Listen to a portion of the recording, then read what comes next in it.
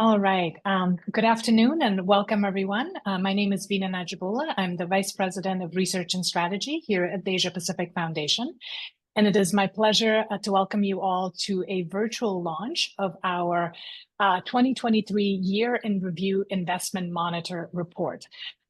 This report is part of our work on trade and investment analysis between Canada and the Indo-Pacific region, in addition to tracking investment flows between Canada and the region at the national, subnational, and even firm level. We also offer analysis behind the numbers, so to speak, and today's event is part of that initiative. Everybody has seen the report. It's been available on our website, but we wanted to put together this webinar to speak about the actual trends and how these numbers and how these investment data points fit into the broader relationship between Canada and the region as part of our Indo-Pacific strategy. We have two people who are intimately familiar with this work to lead the discussion. I'm very excited to be joined by Dr. Ari Van Ash, who is joining us from Toronto today, but he's normally in Montreal as a professor at the HEC in Montreal. He's done a lot of work on looking at supply chains, global trade dynamics writ large, and is a friend of the foundation. We're very excited that Ari will be offering his views on the findings of the report. And of course, we're also joined by Dr. Anastasia Ufimtseva, who's one of the lead authors of the report. And in fact, Anastasia and her team have been working on tracking investment data between Canada and Asia Pacific for at least five years. The project has been around since 2017, but in the last 5 years, we've really expanded it to look not just at investment and trade flows, but also thematic issues, sectoral issues. This year in particular, we've looked quite a bit at CPTPP and CPTPP economies and the investment and trade dynamics between Canada and those regions. So in terms of the flow today, obviously all of this is on the record and we're recording this webinar to be available later. There will be an opportunity for questions. So if you have questions, please put them in chat already. We'll engage with that in the second half of the hour. But first, we'll have Anastasia present the key findings from the report, sort of what's interesting in the overall dynamics, as well as particular economies. Specifically what's happening, for instance, with China, what's happening with Taiwan, what's happening with India, whether or not the geopolitics is impacting actual numbers and investment. And then after Anastasia's presentation, we'll hear some initial reflections from Ari and then a moderated discussion with me. So without further ado, I'd like to turn to Anastasia for key takeaways from the report. Thank you very much, Veena, and thank you everybody for being here. So let me share my screen so you can follow the beautiful numbers as I discuss them and follow up on the trends. So first of all, to start, a huge thank you to all of you for tuning in today, and a big thank you to everybody that has been engaged in the making of the report. So without further comments, we will discuss several focus areas. So we'll start with general overview, look at the national trends, then zoom into sectoral trends, following all the way to the subnational level and going to the investment trends. So in terms of total investment flows from 2003 and 2023, on the graphs that we see here in billions of Canadian dollars, it has been growing over time. In general. And in the last 5 years, the growth has been significant. If we look at 2020 to 2023, quite significant growth, with the last year, the investment increasing by 18% when compared to 2022 levels. That suggests that there is a closer relationship built between Canada and the Asia-Pacific economies over time in terms of investment flows. And we also see a reversal of the 4-year trend in the graph here, where we see more investment coming from the Asia-Pacific to Canada, so it's the blue, than from the Canadian investors to the region. And those trends are significant, especially when we look and determine who our partners in the region are. So looking at the two-way investors, we specifically focused on 2023 numbers, identifying 5 top investors in the region that we invest engage in investment relationship with. So Australia remains our #1 partner, but we see that there has been a decline in investment led by a decline of Canadian investment into the region. We also see another country that has dropped in terms of investment levels. It remains within the top 5, but it's India. Compared to last year, the investment has dropped from 5.48 billion all the way to 3.57 billion. Interestingly, we see reappearance of some economies such as mainland China. We see a huge increase in investment from 0.52 billion in 2022 all the way to 6.73 billion. A significant increase driven by a single large deal going from Canada to the region and from Canadian Solar in a solar power plant in Inner Mongolia region of China. We also see an uptick in investment from Singapore and Japan, driven by Singapore's investment in Canada. We have a huge investment in Canadian rate in Toronto specifically, and Japan two-way investment has also increased. So with those trends in mind, let's look closer to a relationship that we've been developing with China. So Canada-China mainland relationship flows are quite interesting. In the early years, we see a rise in development of the two-way investment relations, which, as you see and look at 2018, we see a significant drop in investment, and this is the start of the political tensions. We see that decline. However, the decline, what appears to be in 2023, or what the numbers tell us, has been lifted up. But again, few big investments occurring at that time. One of them is the Canadian Solar project, another is the investment in Canadian mining from MMG Africa Ventures in Cuprous metals.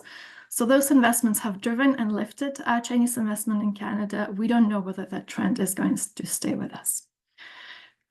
So looking at another important economy is the Canada-Taiwan relationship. And one of the bigger investments that we highlighted in the report is a 1 billion investment by Ivan Moly in the production of lithium batteries in Maple Ridge, in BC, actually close 1 hour away from where we are today in Vancouver.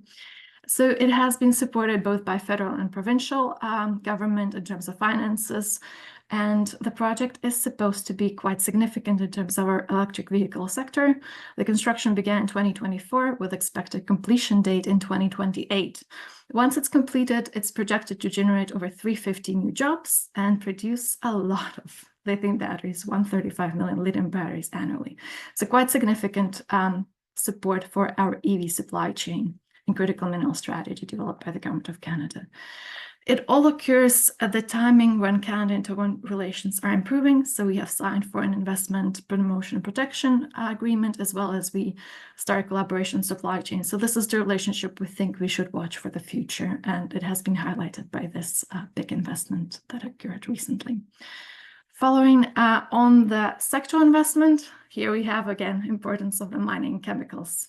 Mining chemicals and critical mineral strategy in Canada actually was quite significant for the sector, and we have uptick in that investment. So just looking at mining and chemicals, the 30% of the total two-way flows, actually 97% of that was coming from the Asia Pacific, and driven by one large project from Australia, BHP Capital's investment in the Jansen Potash project in Alberta. So here we see the importance of critical minerals in really Asia Pacific investment and strategies.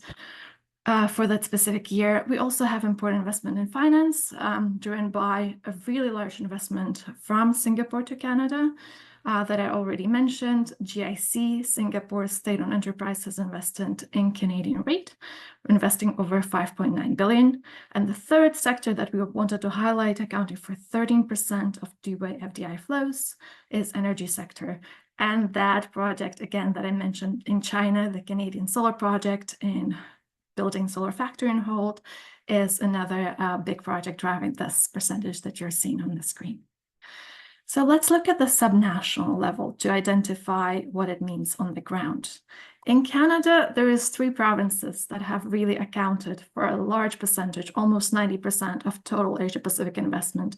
That has been Ontario with 10.2 billion, Saskatchewan with 6.45 billion, and British Columbia with over 4 billion in investment. Again, driven by a few big deals. All the numbers in investment are often driven by large deals. In Ontario, I wanted to highlight again Singapore's investment that I mentioned earlier has driven a large percentage of the value, so around 5 billion coming into the almost 6 billion coming to that project. In Saskatchewan, that was the PHP potash expansion of the Jensen project in the stage 2. And in BC, we have 2 large deals, the Eva and Molly that we mentioned before being a big investment, 1.4. And now the one is the MMG Africa Ventures acquisition of Corpus Capital. Few provinces and territories that I wanted to highlight actually are Northwest Territories and the Newfoundland and Labrador. We don't see them appear in numbers a lot, but we do highlight them because those are 2 important investments. So Northwest Territories received a significant investment in Arctic diamonds from Australia Burgundy Diamonds that have acquired and accounted for majority of the investment value. And in Newfoundland and Labrador, we have South Korea's South SK Ecoplant Co. producing green hydrogen. So a really important project in terms of our critical minerals and green technologies.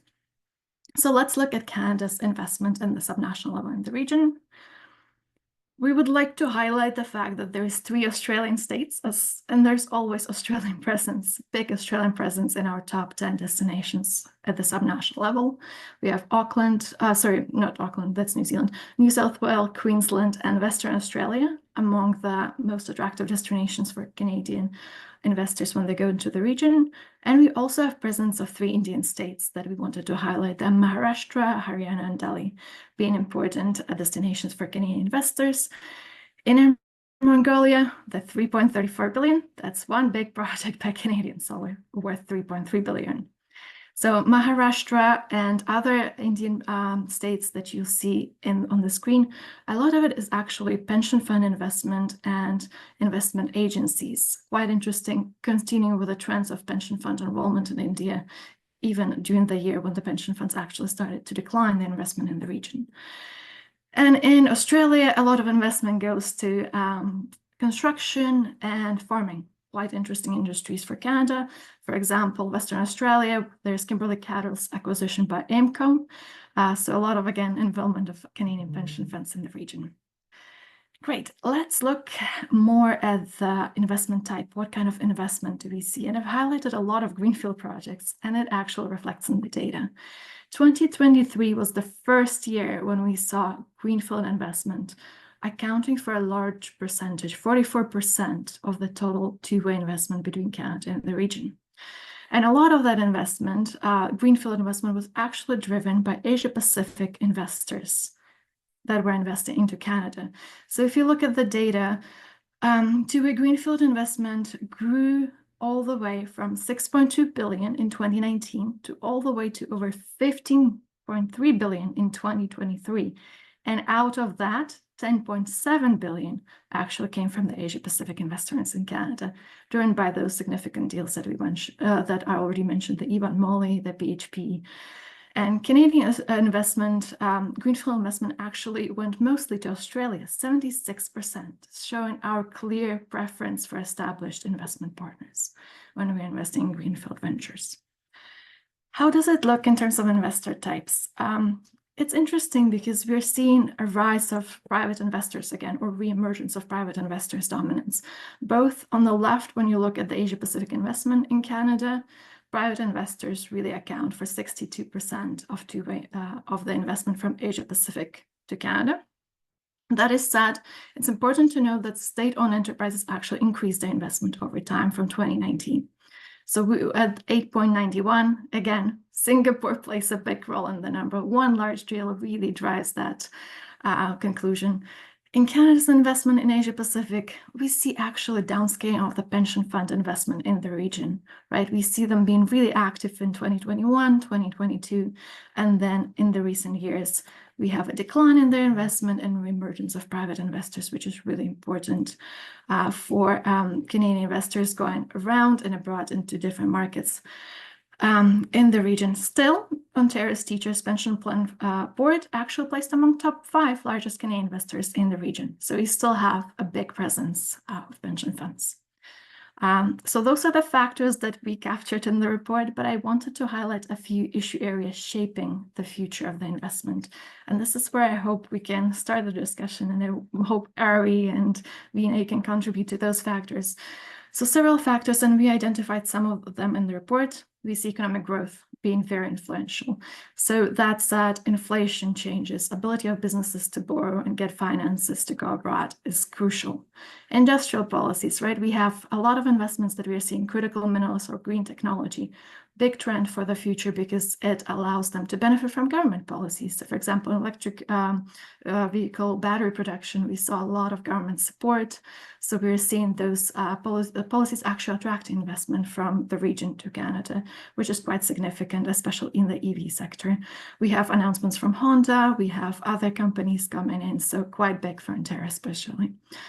Same with investment facilitation measures, both in Canada and in the region. We can name a couple. For example, South Korea increased their budget for R&D spending, so any investment from foreign companies in R&D is going to be supported in the future from the government.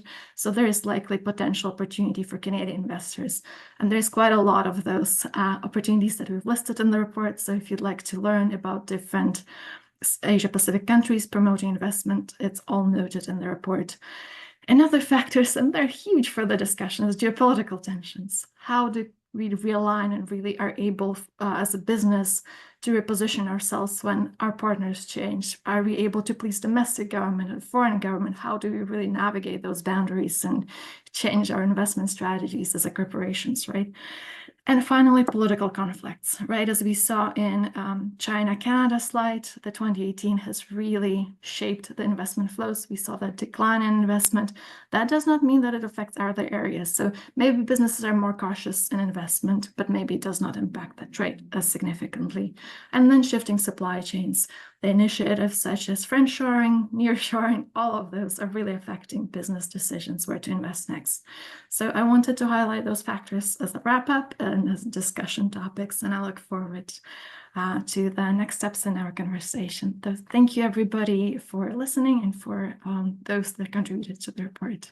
Look forward to Ari's takeaways on this. Thank you all. Wonderful. Thank you so much, Anastasia. And there's a lot to digest in what you presented and also in the report. I mean, obviously, Canadian policymakers, businesses, and the entire ecosystem that has been working to attract investment into Canada can take heart in these numbers that we're seeing that the inbound investment actually went up in 2023 and was bigger than the outbound investment in the region. I think your points about Australia always being in the top 5 for both outbound and inbound investment is interesting, even though there was a slight decline in 2023. It's very much a stable destination and a lot of interest. Lots of interest on China. I know folks who initially saw the report asked about that because, as your slide pointed out, in 2018, we saw a huge drop sort of from given the state of bilateral relations. But in 2023, there was an uptake, modest investments from China into Canada in our critical minerals and mining sector, including a purchase here in BC. But significantly, that one big investment of 3.3 billion in Inner Mongolia in the solar sector, I think has been interesting. And we have a whole section in the report outlining exactly the sort of that deal and what that means. And then, as you noted, Taiwan, which is interesting because the data obviously predates the investment promotion arrangement that was reached in 2023, late in 2023. So we'll see whether that makes a difference in 2024 numbers. We'll be watching that. But again, interesting development. Finally, on Southeast Asia, I know a lot of our listeners will be paying attention because the government and many others are putting a big bet on deepening relations with Southeast Asia, trade and investment. We have CPTPP, of course, already, but also with ASEAN, we're in the process of negotiating an FTA, same with Indonesia. So apart from Singapore, the picture there is a little bit mixed, right? And we saw Singapore as a big source of investment into Canada. But the rest of the numbers are sort of either holding steady or are not moving or moving in the opposite direction. So lots to unpack there. But Maybe, Ari, I will turn to you to kind of give us your initial reactions when you read the report and listened to Anastasia just now. Sort of what stood out, what surprised you, what's consistent with other reports and other data points you're seeing. Over to you. Thank you very much.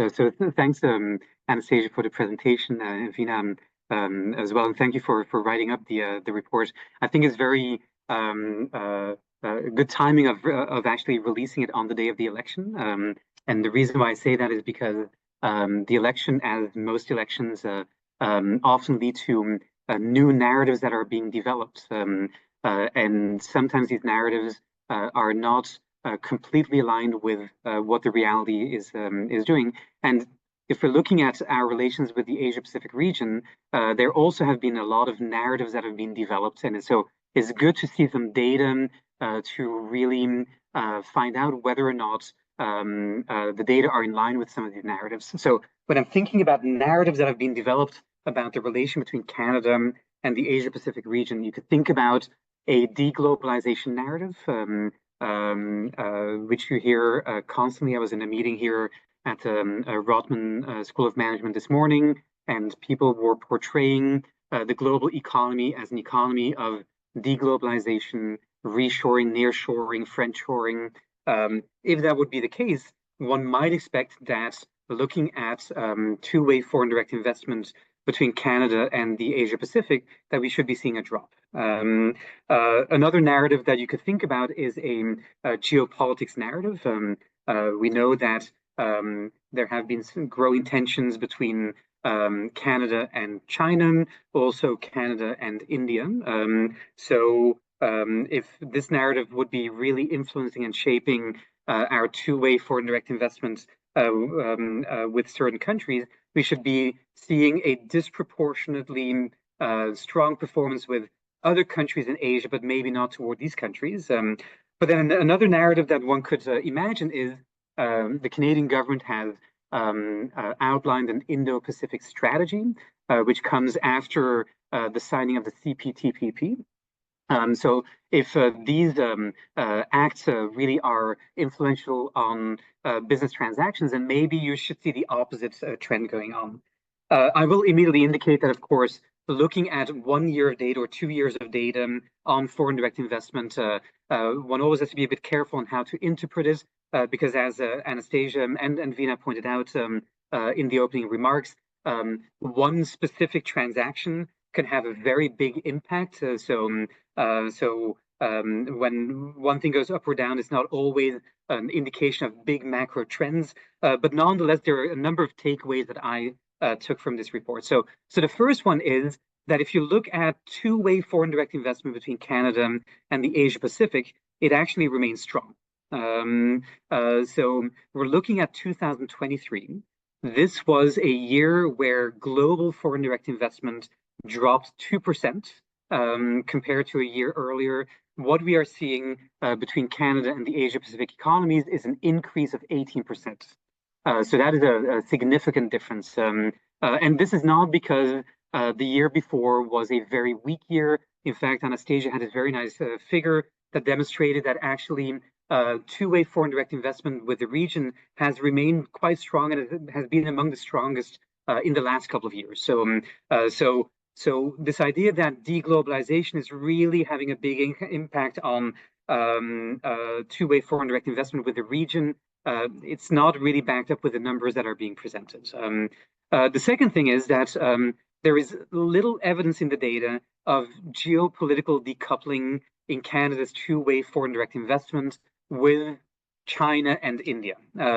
Of course, the issues with India only occurred more recently, so we might not have seen that in the 2023 numbers. But if you focus more on China, indeed, as was indicated, last year's numbers were not very strong, but it kind of rebounded due to one specific transaction this year. So now in 2023, China became Canada's second largest two-way foreign direct investment partner in the Asia Pacific after Australia. So that is quite indicative. It kind of falls in line with a study that I did earlier this year, where I actually looked at whether or not we found in 2023, so between 2017 and 2023, whether or not supply chains that are serving the Canadian market are significantly reallocating away from China toward other countries, because there had been some evidence of that in the United States. We did quite a bit of econometric analysis on that, and we just did not find a lot of evidence of that. So in the US, there is strong evidence. It makes sense because they have a very big trade war with China. We did not find the same thing with Canada, which might give an indication that companies are worried about the geopolitical tensions, but as long as there is no clear barriers being put into place, that there is no rapid realignment or reallocation going on. The third thing that I kind of pointed out is that I found quite interesting. I really like the subnational analysis. I think that is a very interesting to see what is going on there. Of course, here again, the moment you go to subnational, it is these couple of transactions that have a bigger impact. So what I took away from it is that Canada's two-way foreign direct investment is not clearly slanted toward the west of Canada. So this idea that Asia Pacific is a Western Canadian issue, not so much an Eastern Canadian issue, this is just not as clear in the data. Yes, Quebec this year was not among the countries that received most foreign direct investment, but then last year, I believe it was the largest recipient of Asia Pacific FDI. So I thought that was quite interesting, and it aligns with what I'm seeing on the ground when I'm discussing with people of the Consulate of Korea, Japan, Taiwan, and other places in Montreal as well. There is actually quite a bit of action going on in the Quebec region, among other regions as well. All these first 3 points give kind of an indication of perhaps that business is more usual than one might think, given the geopolitical turbulence that we're facing. I did, though, find out that if you look at the sectoral composition, there is a bit of a interesting shift going on that is very much linked perhaps with clean energy transition and geopolitical tensions. So the fact that mining is so important in our two-way foreign direct investment with the Asia Pacific region is very likely the reaction of, on the one hand, the fact that we need rare critical minerals in order to conduct a clean energy transition.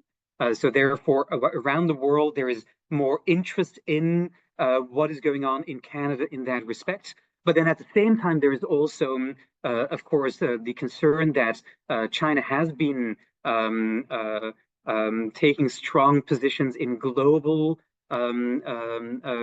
resources. And so some of it might also be an indication of some resiliency building that is going on around the globe, where Canada becomes quite central. So here we do actually see that geopolitics and clean energy transition are starting to play an increasingly important role. So I'm reading here one quote that I found really interesting. In 2023, Canada was a huge recipient of Asia Pacific FDI in Canada's mining and chemical industry, accounting for more than 97% of two-way FDI in that industry in that year. That is quite intriguing. I noted that there is a growing role of institutional investors and state-owned enterprises going on in FDI between the two regions. I think this is interesting to keep in mind, because the motivations for these type of companies to conduct investment in other places is likely different from private enterprises. So when we're thinking about security concerns, when we're thinking about issues related to ensuring that we are building resiliency, both types of investors might be more important. For institutional investors, of course, as well, there is growing pressure that they actually ensure that they are following certain standards as they're deciding where to invest into. So as we've seen in discussions earlier this year about modern slavery and the link with institutional investors. So I think that this is something to keep in mind I think it would be interesting to see some follow-up work on that. And then the final thing I just want to indicate is I think that you've laid up really nicely thinking that we should do about what is going to go on in the future. Again, we are only a couple of hours before the polls close in the United States.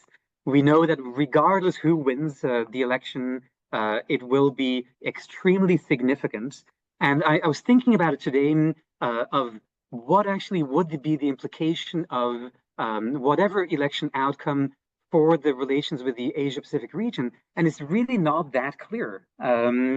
If Harris would win, we could think that maybe we'll be having more business as usual of the last 4 years, but we will be having a renegotiation of CUSMA coming along. So this might be taking a lot of attention of Canadian policymakers and Canadian companies. So how will that have an impact on the relations with the Asia-Pacific region? The Harris administration will very likely follow the Biden administration of pushing Canada and other countries of aligning their policies related to China with their own policies. What will be the implications of that? We need to be thinking about that. If it becomes a Trump presidency, we will be having a renegotiation of CUSMA, I think, on steroids. So even more attention going there. But then again, maybe if we follow what happened last time around, Trump might be also creating some tensions with Canada. Will this then again push Canada to try to diversify its international business by focusing even more on the Asia-Pacific region? This might be the case. So this is really something that I'll be looking forward to hearing other people's viewpoints on, but also to see what actually this will be providing. And I can talk a bit more about industrial policy during discussion, but these were my initial comments. So ultimately, my key point is this is a great report that really can help confirming, but also maybe pointing out problems with existing narratives that exist about our relation with the Asia-Pacific region. Great.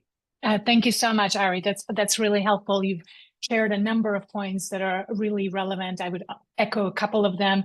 On the subnational level, you're absolutely right. It sometimes can be seen as, we're looking at the Pacific, and certainly Vancouver here is the gateway into Pacific, and it's an important consideration. But as we showed in the report, and we have been showing over the last few years and tracking this information, this is a whole of nation. All provinces are involved, including Northern Territories, which is really exciting. And you're absolutely right. Quebec has been engaged quite a bit in the region, active policies of economic engagement and diversification of trade in the region with Vietnam, Taiwan, Singapore, a number of provincial trade representatives there, which has made a difference. And we're seeing that in the data. You're absolutely right. Year on year, some provinces go up or down, but it's been interesting to see that this is an important economic relationship for all Canadian provinces and territories.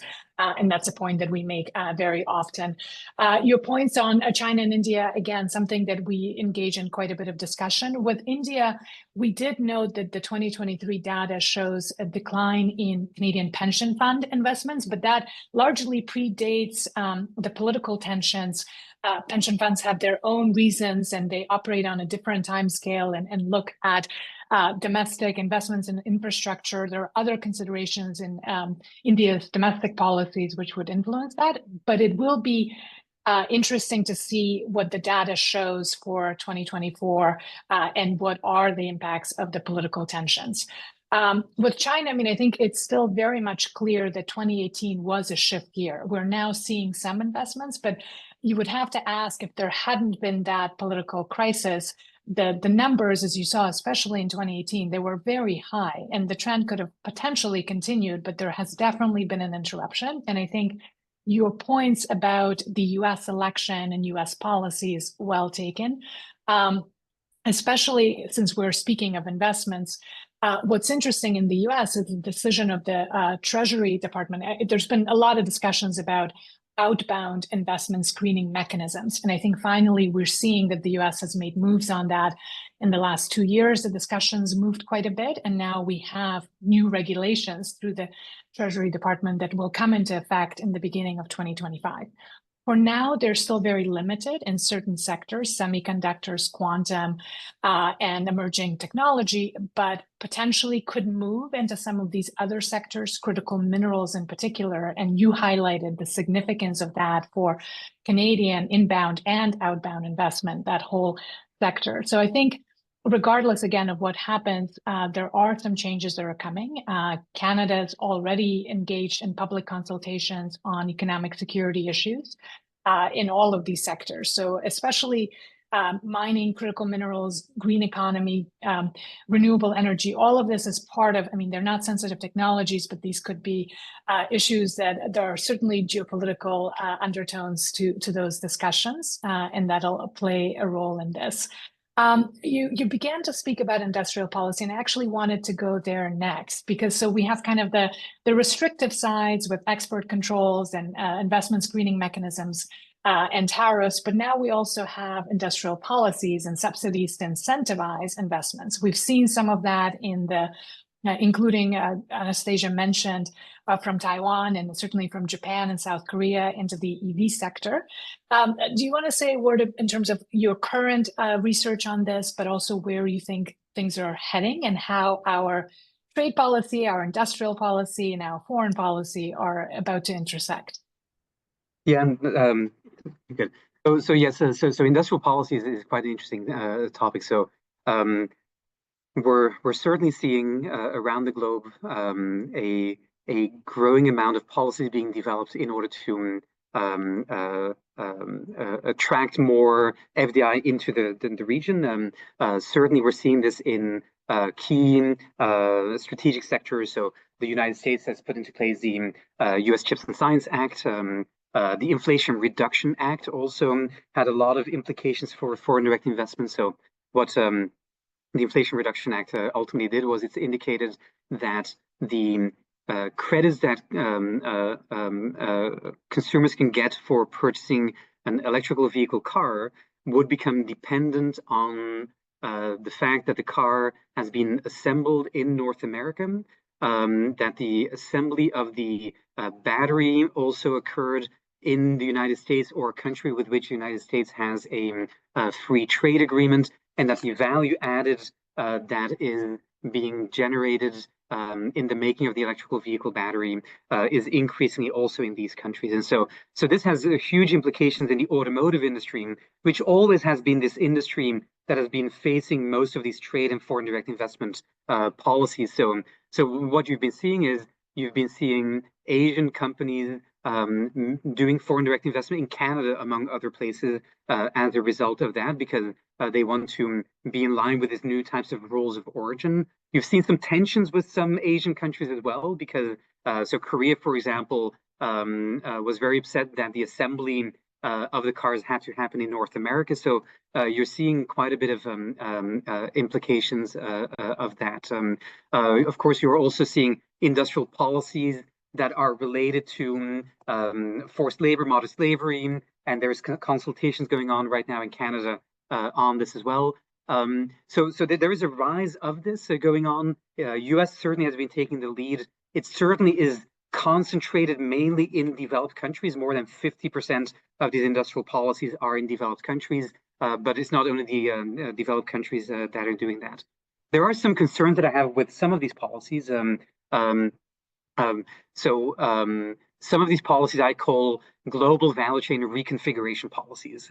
What I mean with that is they are policies that are trying to attract foreign direct investment, but they're also putting conditions on if you take money, you may not deal or interact or conduct significant transactions with certain companies. So, for example, the U.S. Chips and Science Act, if you take the money, you can, for the next 10 years, not conduct a significant transaction that can help China build up its semiconductor industry, or at least the highest end semiconductors. And so what we're seeing is a growing amount of clear government interventions that are trying to influence who companies decide to do business with outside of their region, which of course is creating tensions between countries as well.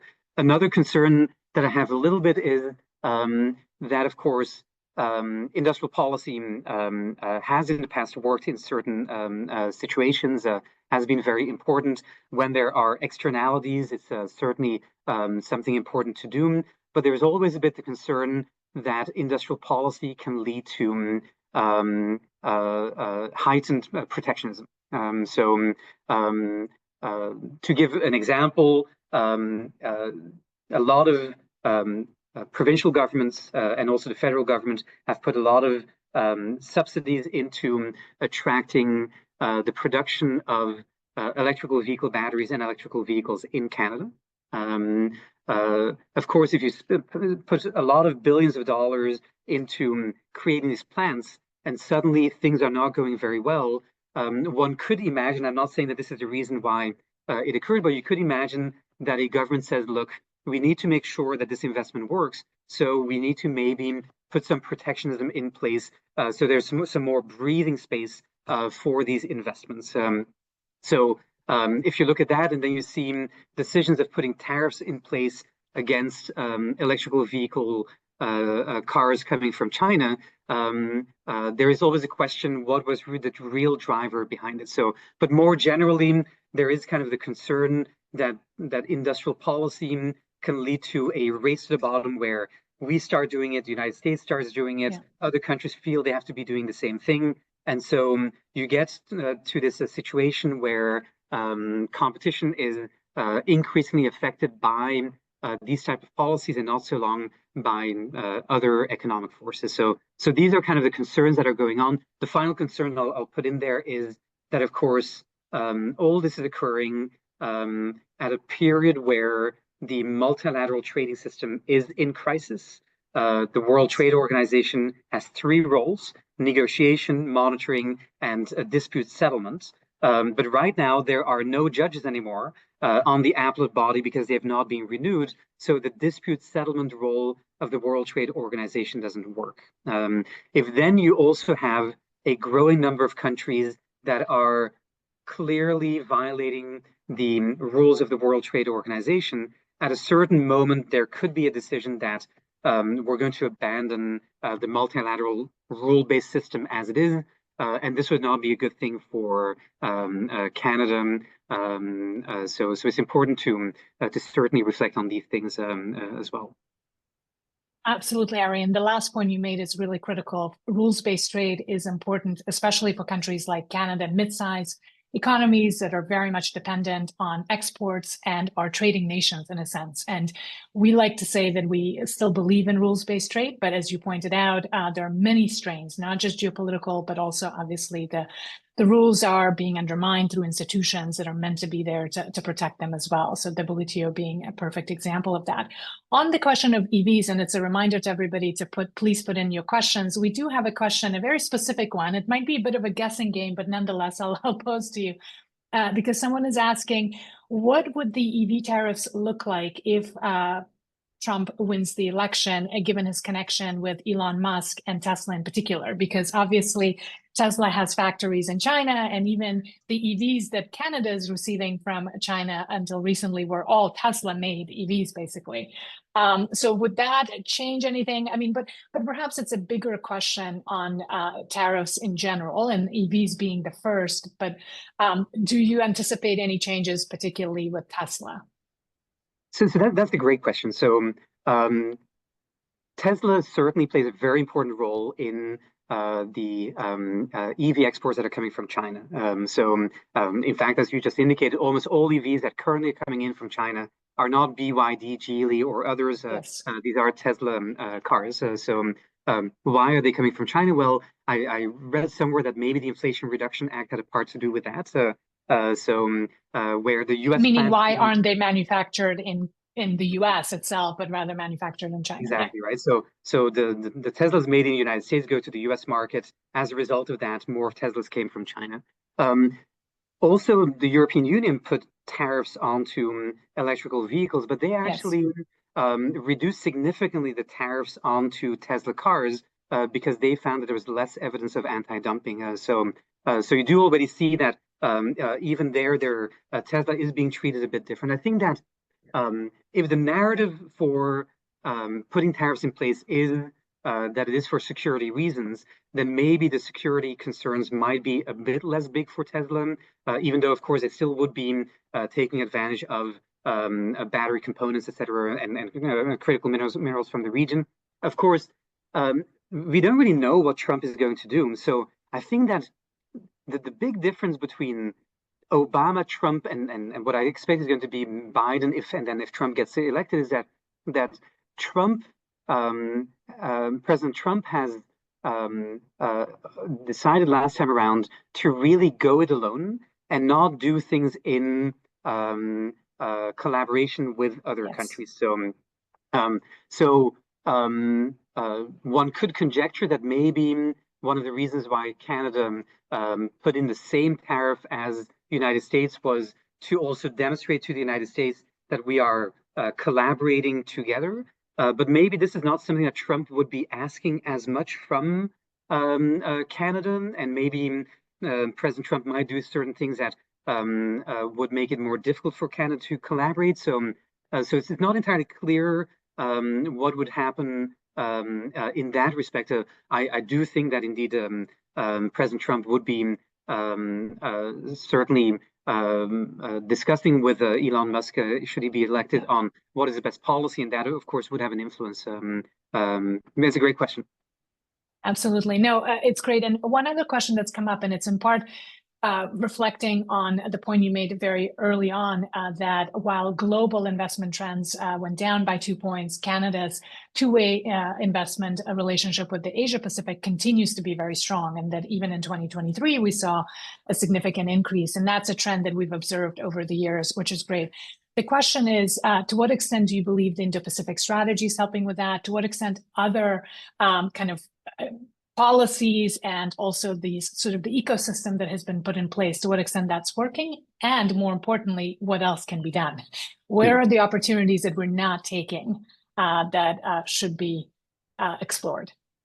Yeah, so I'm very hopeful that the Indo-Pacific strategy will start having growing effects in the years to come. I'm not sure it would have had as big an effect in 2023, but there's many other things going on, of course, in the as well. So CPTPP didn't really get the chance of having as big an impact due to the pandemic, but that also, of course, has given us a preferential access to a lot of Asian markets compared to other countries. So that certainly played a role. But the Indo-Pacific strategy is right now in full motion. So I've had the chance of meeting Vina at numerous occasions related to the Indo-Pacific strategy. And so this means that there is some momentum going on. The moment that there is more discussion about these things going on, what we're seeing is more trade missions going to different places. There is a lot of econometric evidence that trade missions matter a lot for bilateral business relations. So I do think that we're going to be seeing more of that going on in the years to come. Great. So, but are there things that we're not doing that we might be able to do? I mean, obviously, trade missions is a big push. Anything that can be done that's not being done? So I think we're doing a lot, but of course, the big concern always for Canadian companies is that Asia Pacific is far. It's closer in Vancouver than in Toronto or Montreal, but it's far, right? So, and far means, first of all, distance, geographical distance matters, but also things are being done differently in these places. So ultimately, what is really important for companies to be able to succeed there is that they have a better understanding of what works, what doesn't work, better understanding of how successful other companies were in the region. And so ultimately having more people on the ground that can indicate to our businesses, look, if you come here are some pointers of what works, what doesn't work, is really important. Having things like what Asia Pacific Foundation is doing, having recurring meetings where businesses that are doing things can indicate what they thought really worked well, but also, and this is very important, can also point out where they struggled and how they dealt with it, is also really important. So ultimately, I think that these are the key things that need to be done. There is sometimes kind of a concern that Canadian companies are not sufficiently aggressive, and so maybe showcasing where we have done really well and ensuring that that message comes out can be very important. So I think these are the things that we can certainly try to do. That's great. Thank you so much. And it, in some ways, affirms what we've been hearing also from businesses, that success stories matter, that hearing success stories of similar companies who are prospering and doing well in the region goes a long way in giving confidence. And of course, direct flights also matter. I mean, we were really excited to see a direct flight, for instance, from Vancouver to Singapore, right? 16 hours. It's still a long way, but that kind of connectivity is important, and we're hearing that from others as well. So, and of course, the fact that a lot of Canadian, like Export Development Canada and various trade offices are opening up presence in the region, I think goes a long way as well in showing opportunities in Canada. We're noting that too. A question that has come in, and it's slightly outside of obviously looking at Investment Monitor report, but I think it's an important one given the importance of rules-based trade for Canada, is given that WTO is not functioning well, or the dispute mechanism is not working well. One of our listeners is asking whether that makes the case for CPTPP expansion, in fact. I mean, I have views on this myself, and I'm happy to offer them, but they're asking, well, since CPTPP is functioning, should we just let more countries into that as a way of having a regional trade agreement that's a little bit larger, or whether that may actually just then bring the dysfunction into something larger?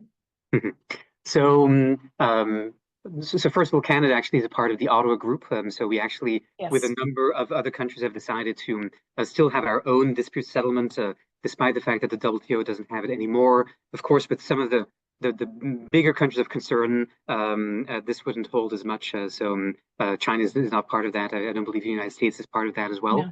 No. I think that's, I mean, expansion of CPTPP can be interesting.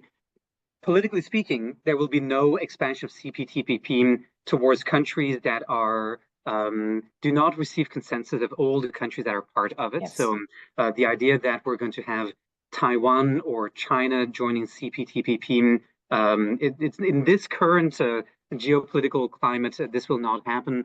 But having other countries that are a bit more, a bit less, I mean, where there are a bit more potentials, certainly can be a good thing in my view for Canadian businesses. Of course, discussions with ASEAN is quite important as well. So I think that this is good. I think that it is important to keep on talking about how actually doing more trade can be beneficial.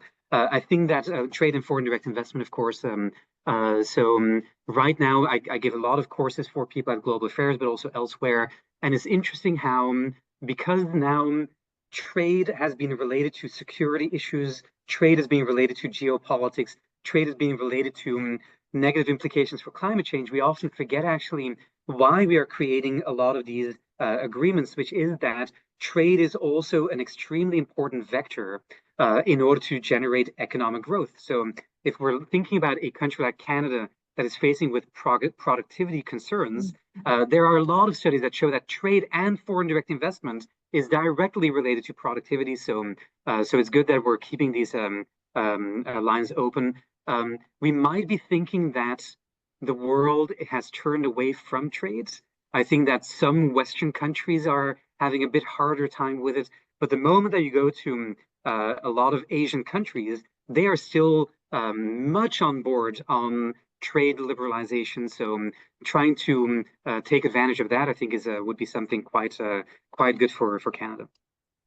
And of course, we're seeing that quite a bit in Southeast Asia in particular, the desire to do much more also within the region, right? Like inside ASEAN and Southeast Asia, also in Asia itself. I mean, RCEP is a key example of that. You're absolutely right. But of course, in addition to the fact that it needs to be rules-based, there's a lot of concern in Western countries around inclusivity and the benefits of trade being unequal. And I think those are real issues that do need to be dealt with. And certainly Canada has made a big push on inclusive trade and bringing in small and medium enterprise, Indigenous, women's-led groups. But it's a long project. And I think there is quite a bit of awareness raising and conversation that needs to happen and adjustments that need to happen. I don't think it's a discussion that we can simply say, well, the narrative is wrong, right? Because perceptions do form reality, and we are seeing policy implications of that, right? And you pointed all of that while deglobalization is not happening, there is definitely trends around certain rewiring of supply chains. I mean, we are seeing that, the China +1 stuff. If you look at the numbers, if you look under the hood in terms of what's happening with Vietnam, Malaysia, India, there are things that are trends that we don't yet know where things will end up, but things are shifting.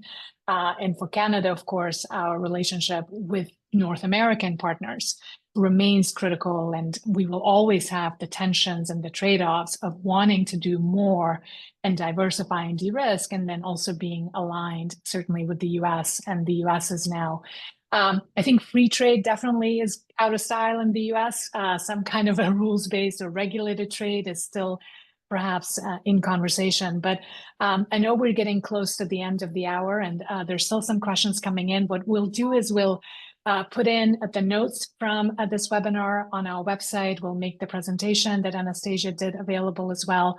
And of course, this report, as well as other past Investment Monitor reports, are also available on our website as a report on CPTPP, which was mentioned a couple of times.